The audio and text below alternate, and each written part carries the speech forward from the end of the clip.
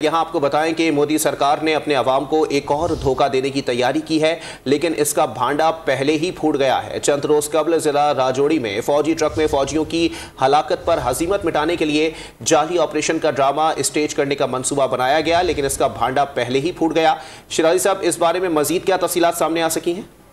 जी, जैसे कि हमारे नाज़रीन को मालूम है कि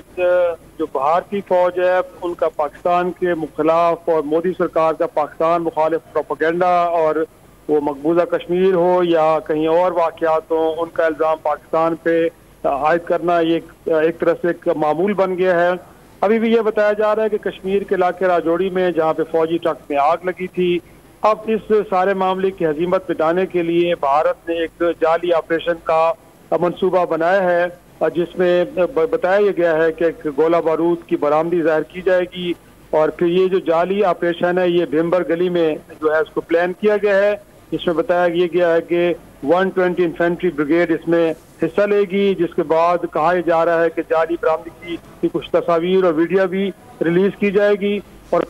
कि भारतीय फौज ने बड़ी महारत के साथ इस जो है वो मंसूबे को जो है वो नाकाम बना दिया गया है। और जैसे कि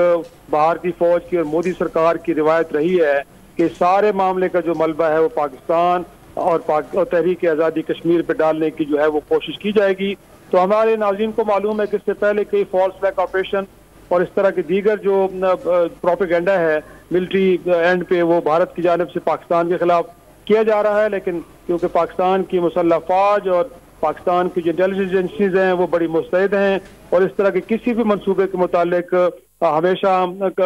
बर वक्त आगाह करती रही अपने हम अपने नाज़रीन को। और इस वक्त भी हमें जो इंटेलिजेंस रज़ाया ने बताया है वो यही बताया है कि इस तरह को कोई एक ऑपरेशन प्लान किया जा रहा है जिसका मलबा पाकिस्तान पर डालने की एक कोशिश की जाएगी। जी ठीक है, बहुत शुक्रिया इफ्तिखार शिराजी, हमें अपडेट कर रहे थे।